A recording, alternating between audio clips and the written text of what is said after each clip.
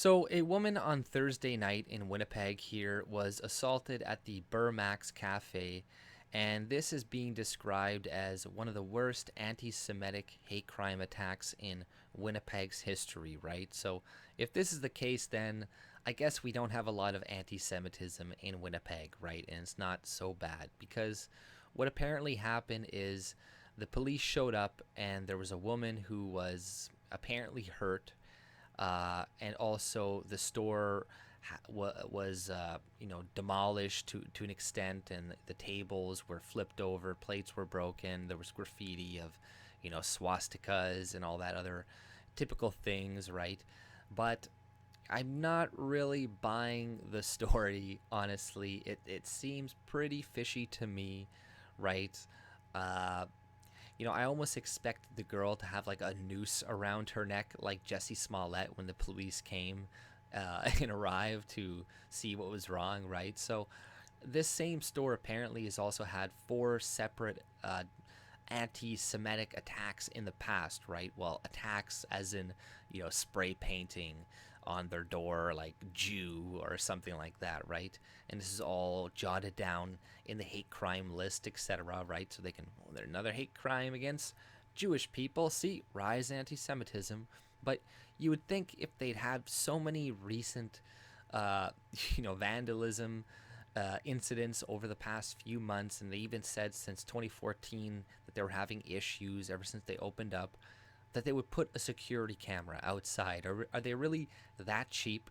I don't want to be stereotypical or anything like that, but guys, invest in a security camera, because then maybe we could track down the people that are spray painting anti-Semitic phrases on your establishment, right? But let's that's not a big deal. We'll just make a big stink about it and complain about it and complain and try to make ourselves out to be huge victims. Oh, look at us. People are mean to us, right? And oh, there's a rise of racist in Canada and a rise of anti-Semitism. And the articles that I'm reading this in CBC, they're linking to all these other articles in the past where they're like, oh, look at all this racist graffiti in Winnipeg that says white civilizations or George Soros. And these are all put in the hate crime list as hate crimes towards Jews or Jewish people. And you're like, oh my fucking Lord, are you kidding me? But then you could do whatever you want to a white person. You could say, I hate white people, and like beat them over the head with a stick. And it'll be like, is this a hate crime? I don't think so. No, no, not really. But, this, they're going to take it at face value. The media is going to report on it and say, oh, look at this. The anti Semitism is rising, even in Winnipeg. And now we're going to quote all of our numbers of how anti-Semitism is rising in Canada this year and how it's twice as much as it was last year and how we need to do something about this. We need the advice of Brunei Birth to come in and advise us and to teach all of our kids to stop being anti-Semitic in schools, which they did this in Winnipeg a little while ago too. There was one kid that I guess somebody bullied him about being a Jew on the social media, so then they had a Holocaust survivor come and speak to the whole school, and you're like, remember kids what happened to us and how terrible things happened to us, and you need to feel bad even though your ancestors were the ones that came and like saved us and freed us. My grandfather, he was a bomber. His plane got shot down and he was in a POW camp for like 2-3 years of the Germans. So it's like, yeah, a lot of us sacrificed, put ourselves in danger to save people. But for some reason, we still need to feel guilty about this shit.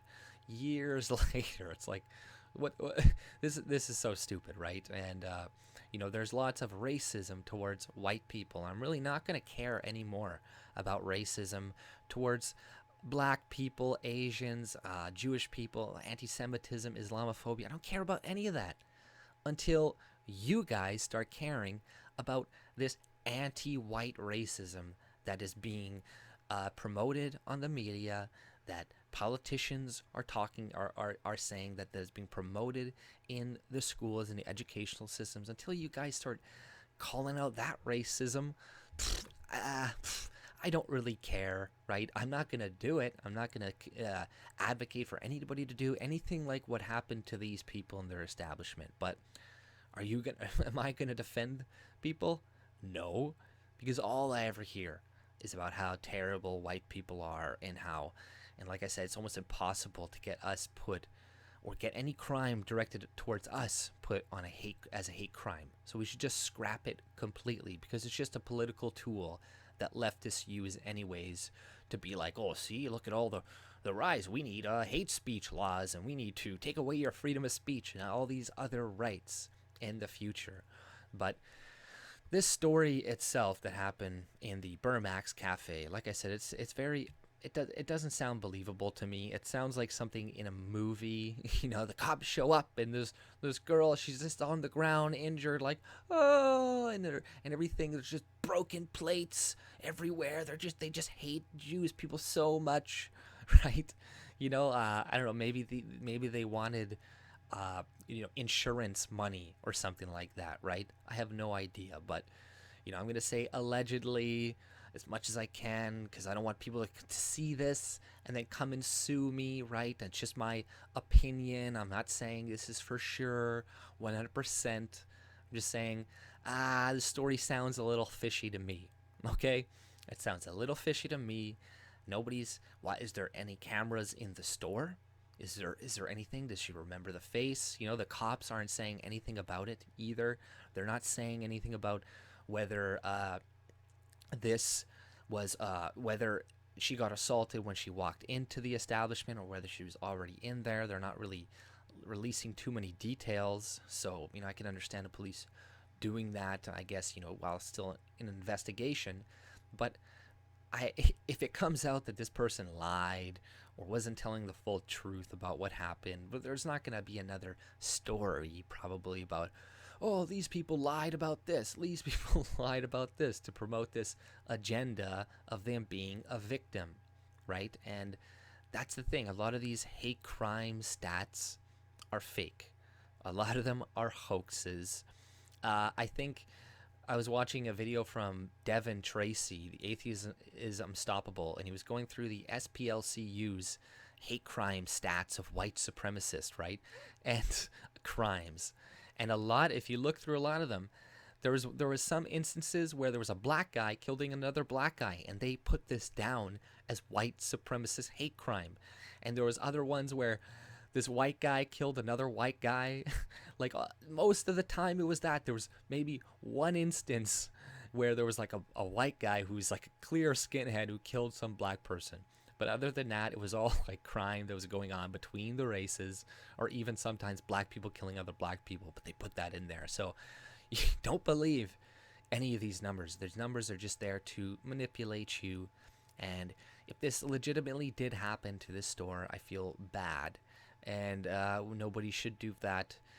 People should be able to run their establishment without suffering taunts of violence or vandalism or anything of the sorts, right? But like I said, I almost assumed that this girl was going to go to the police with a noose around her neck like Jussie Smollett. But that's all I pretty much had to say about this. If you like my content, subscribe and have a good day. See ya.